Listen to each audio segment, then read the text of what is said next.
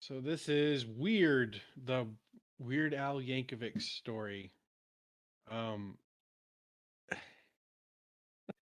okay, I didn't really know a lot about this going in. I just kind of saw like one or two of the trailers. Um this is probably the most anti biopic I've ever seen. Um it starts off with Weird Al like as a young boy, and he gets a visit from a accordion salesman, and his father heavily disapproves, and by heavily disapproves I mean beats the crap out of the accordion salesman to where he's like, I have internal bleeding. And his mother's like, we're having a conversation here, sir. Um, he grows up and becomes slightly rebellious by going to polka parties and learning how to play the accordion on his own. And he's like, I'm done with you, Dad. And he moves out with these four, or is it four random guys? Three. I think Three. three random guys, and wants to make it like in the world of pop punk rock music, and nobody will have an accordion player, so he decides to just try it on his own. And whilst listening to My Sharona on the radio and making a sandwich with somebody else's bologna, he decides to parody the song and completely rewrite it and mails it off. And he's like, you know what, it's gonna be good. But his roommates are like, you know what, nobody is instantly a hit overnight. But then against all reason, he's a hit overnight and We're like goes over to the the record. next 5 minutes. Yeah. He's also met in a club later on by Dr. Demento, the famous radio host, and just kind of like dude, really. He's a very interesting guy. And so he, blows up and starts making all these parodies, and he meets Madonna, and it's love at first sight, and he decides to write his own music instead. So he while on an acid trip, he writes the word, or the first original song he's ever done, called Eat It, but then Michael Jackson steals that and makes it Beat It. About fighting or something. It's about fighting or something. I'm not sure. But then apparently Al is just so depressed that he goes on a bender and becomes, a alcoholic and a drug user, and he breaks up the band, and Madonna gets kidnapped by Pablo Escobar. You know how it goes. And then in a desperate attempt, he goes and kills Pablo Escobar, but Madonna wants to rule the world with drug money and having him boost her sales by parodying her songs, and she writes the songs, and he parodies them, and then she writes more songs. So it's a self-sustaining like cycle of money. And so Weird Al says, no, Madonna, no, you seductress, and just walks off and decides to make his own music again, but also needs to discuss with his dad all the faults of everything that he's ever done and make sure that he clears the air with his dad. And then his dad realizes that he just wanted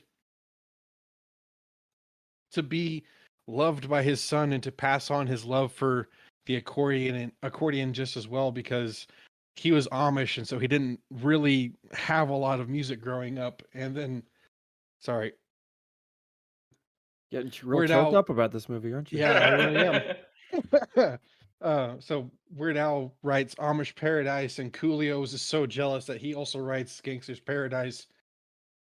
And then at the acceptance speech of, I think it was the Grammys, was that the Grammys? Was it supposed to be the Grammys? Yeah. In a very niche selection of accordion players in a very specific genre. He is brutally assassinated by one of Madonna's henchmen with an M60 in the middle of the crowd. And then, Take the shot. Take the shot. And he unloads into him. And apparently Weird Al was assassinated in 1985, and his legacy lives on. So that's the summary for that, you guys. Sorry,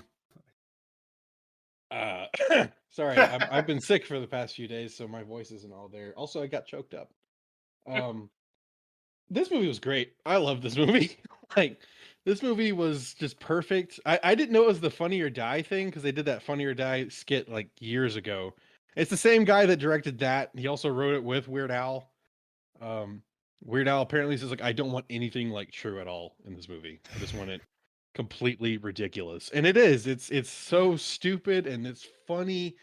Um Daniel Radcliffe is great in it. Just he doesn't really look anything like Weird Al, but it has the same spirit of it. And I loved how he got super jacked for this for no reason. It's just Weird Al was like, "Oh yeah, of course I was jacked in the '80s, of course." And it's not.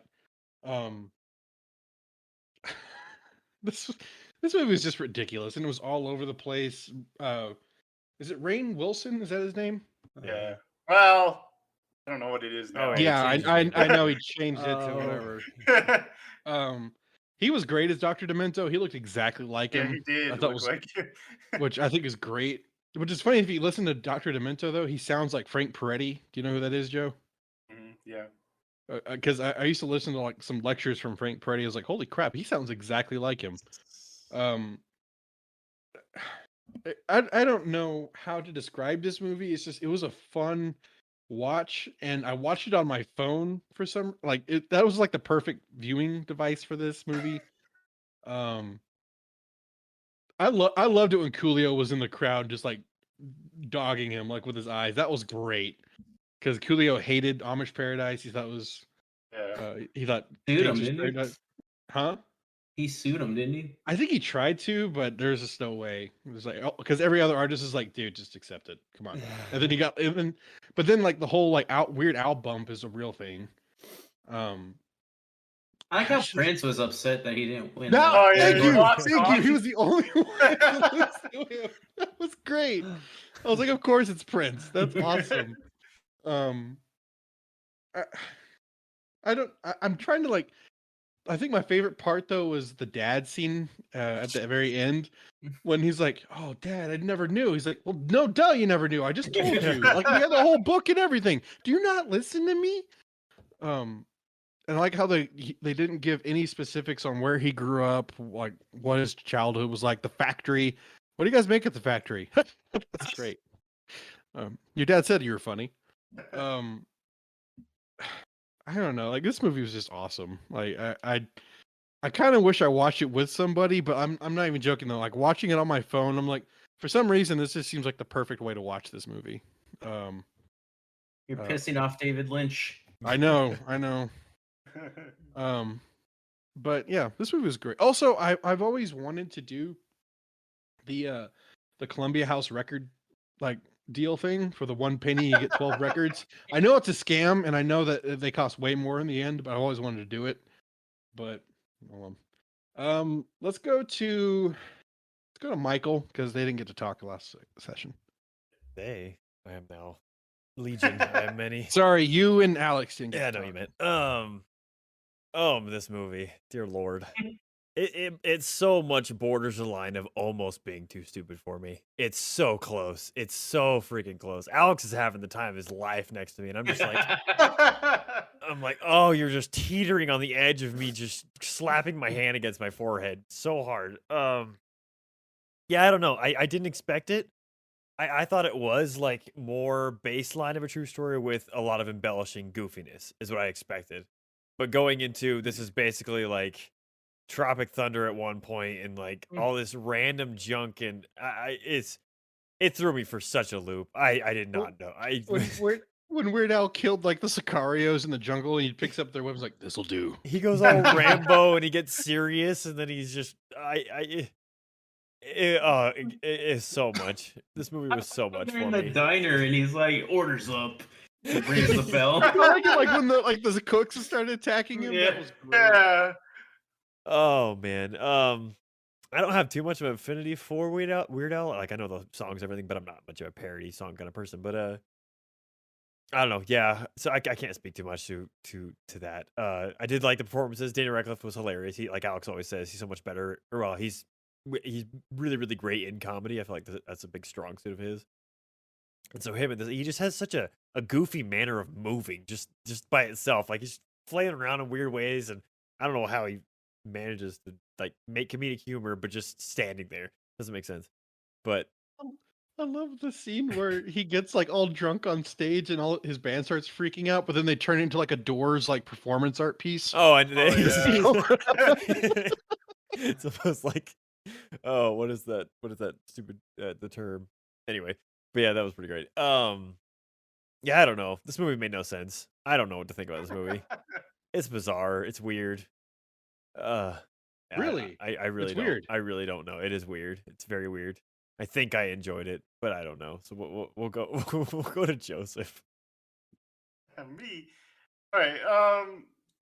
Yeah. So I grew up in this era. I grew up in Weird Al was like huge on his Michael Jackson parodies. I remember seeing Fat video like when I was really little, and I love that video. Um, I love how they incorporate like him writing the songs. Where how he gets the inspiration for like the baloney, and then like his mom's like, "You've gotten fat." He's like, "Yeah, I'm fat. You know it." So I love that stuff. This movie is very Weird Al. Like, if I doubt any of you have seen UHF, but if you've seen that, you pretty much expected that from this movie. I'm gonna watch it before this podcast, but I ran out of time. The poster Hey. always kind of freaks me out a little bit. It's a weird poster. It's a weird movie. It's got like Kramer from Seinfeld in it. Hmm. In one of his first roles. Yeah, it just balls to the walls weirdness and funniness. Weird Al, and like I love the scene where they go to Dr. Demento's like party. And That was there's like all great. these all these artists and stuff, and the guy, the bassist from Oh my Queens there. God. Oh yeah. And they're just like, get out of here. He's Well, like like, even I was just like, "Is that the drummer?" And he's like, "I'm the bassist." I'm like, "Damn it! I don't even know who he is." and they asked him to play Live Aid with them. He's like, No, no. yeah. No. Oh, Chance. The freaking ending though, like I loved. It's like, you know what? I want to thank those people who supported me. You know who you are. I'll thank you in private. And Dr. Mendel's like, "What the hell?" He's like, "And Dad, I showed you." What? Like Thomas said, the first scene where he beats up that accordion salesman, so brutal. And then I don't know. This movie came out on the Roku channel, which I guess makes sense because I don't know who this movie would be for other than like people my age and like older than that. Because like kids wouldn't know this movie. They would they wouldn't even know who like Madonna is anymore. So it's just like We had to like seek this out. We couldn't just find this. Like we had to purposely like seek out the Roku channel. Yeah, so if you're like my age or a little older, like 10 years older, I'd say, yeah, you would definitely get a nostalgic trip from this movie because it's got all that 80s call out and stuff that's fun. And like I said, the music videos are pretty funny. Just the way he comes up with them. This band's actually pretty funny too in this movie too. The backing band's always pretty funny in movies. Yeah, I liked it. I don't know who else would like it, but why don't we go to Alex and see what he thought? So I didn't know much. I mean, I obviously know Weird Al before this, but I think like the most songs that I ever heard was like, was Eat It, and then there was that Star Wars Episode 1 like parody or whatever. And I remember that music video a lot. But besides that, I feel like I know Weird Al, but I don't really like. I don't know any of his songs. Like White and Nerdy. Yeah, I don't know what you're talking about. But man, Michael said I had an absolute blast watching this movie. I think part of it is because I just love Daniel Radcliffe, especially in comedy. Like I feel like nowadays going into Daniel Radcliffe movies, you kind of have to just accept, unless it's a normal movie, that it's just gonna be him being wacky. Like that's all he does now. I feel like, like Swiss Army Man was the movie where I'm like, okay, yeah, you going into your movies, I got to be prepared for anything. That's a good movie though. It's a great movie, actually. But man, weird. That's probably top 5 weirdest movie I've ever seen.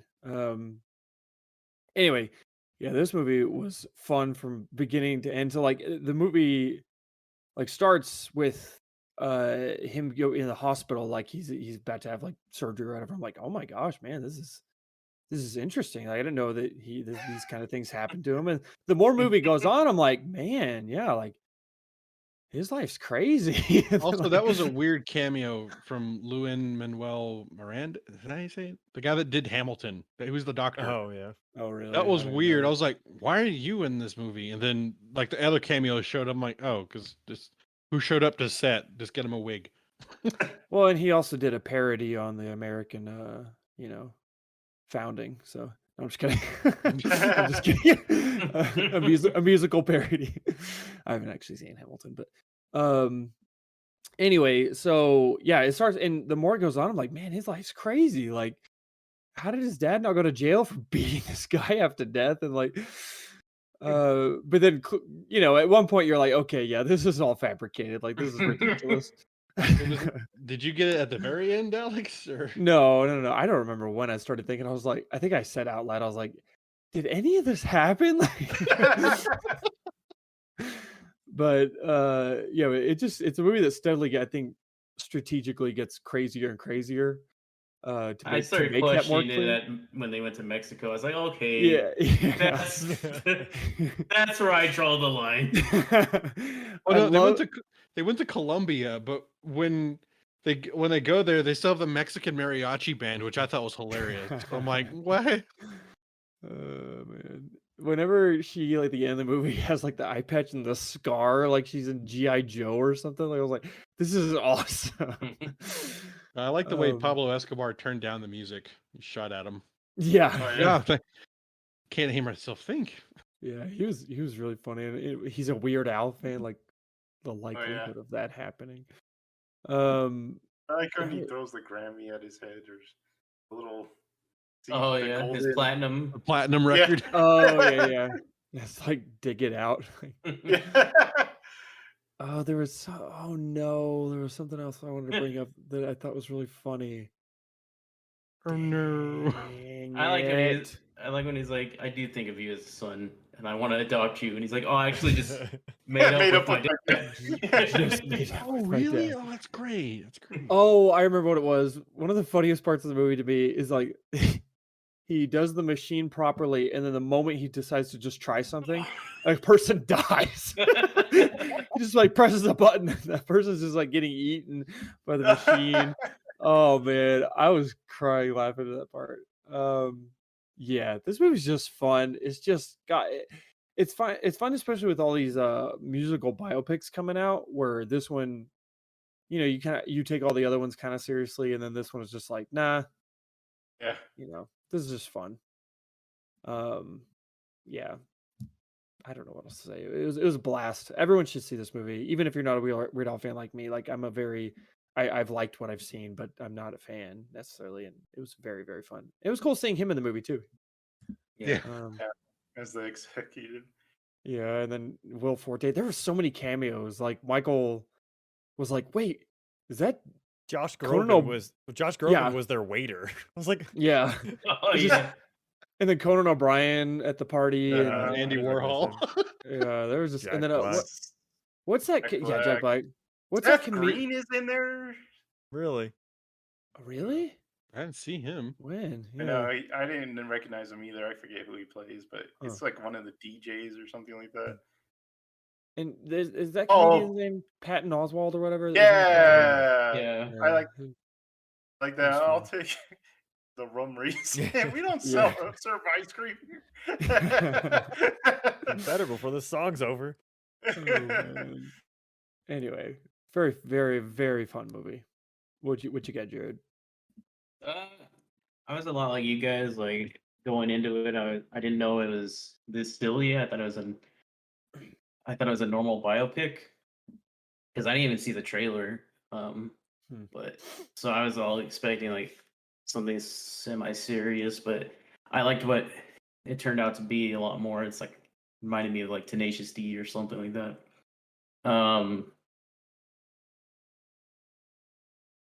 And I was like Alex too. I was like, at first I was like, did his dad just beat up that dude to death? Like, and then I was like, and then slowly caught on. I was like, people don't go to polka parties. That's obviously fake. That's where I draw the line. But yeah, I I like- really. Oh, good. I like when finally get him to play the accordion. Yeah. Yeah. It's like brilliant.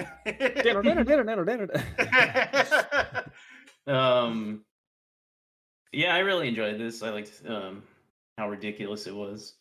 I guess like Michael and Alex, I don't know a lot about Weird Al and his life. I only know him from like a few songs and like VH1's I Love the Whatever series. He was always commenting on stuff, and a lot of his stuff was on there as well. Kind of It's like, music. yeah, it's where you find out like the whole Coolio thing. Like when I saw that, I was like, ha, that's pretty funny. I like how his dad wrote Amish Paradise. Oh yeah. I should have kept the licensing rights. But no, I really like this movie. I feel like this is what our type of humor too, like just like random jokes and like serious parts, but not much to say about it. Just it's wacky fun that I really enjoyed. I liked Will Forte's like executive, like just like Yeah. completely railing on him, and then Yeah. the real world. I was like, okay, God, just Yeah. Yeah. stop. I like when Weird Al, like I don't know, the executive he was playing calls Daniel Radcliffe, and he's like, Michael Jackson just made this beated song. He's like, "What kind of sick moron these songs?" He's just whacking the phone on the thing. But no, I love this movie so much. I definitely recommend give it a watch. I mean, like even if you don't know Weird Al, it's pretty funny. So. I was thinking about how that not only when does she say take the shot, but it's also from the front row. Oh, the whole time he's just like getting the gun ready. Puts the ammo over his Opens it up, shoulder. puts the ammo like in the gun. He pulls it out of a guitar case. I like that he's accepting the award and he's just like peeing his pants and his band is just like What was that about? That was so weird. I have no idea what that's referencing. If it's referencing anything, That's where it like ventured into humor where like that's not really funny to me. It's like you're just getting obnoxious for no reason. That's the only thing though. Nothing else in this movie did. This is probably the best movie we've watched on this podcast, if we're all being honest. But, Wow. yeah, I think so. Yeah. In all seriousness, yes. I mean, I would as watch this serious again. as this movie takes the real subject matter. That's how serious I am. I'm gonna watch it right after this. Yeah. I think that I've fallen in love with Daniel Radcliffe. Like it's just like I think if anyone else was in this role, I would not like this as much. What if you Yeah, Batman he's- was in this role? Yeah, but then he did this, which is awesome. But then we watched that one movie with him with the gun hands, and that was terrible. yeah, but he was good in it. Like I think that he did the best he could, and he was funny. Was it in this movie where he said? No, I think I'm thinking of an interview. Never mind. But yeah, he just needs to He just needs to make. He needs to start in everything now. Everything. Put him in Marvel. Put him in Yes. Marvel right now. Make him Mario. No, that'll Make him ruin it. Wolverine. Wanted to, yeah, they wanted to make him Wolverine, right? Short enough. What? Weird.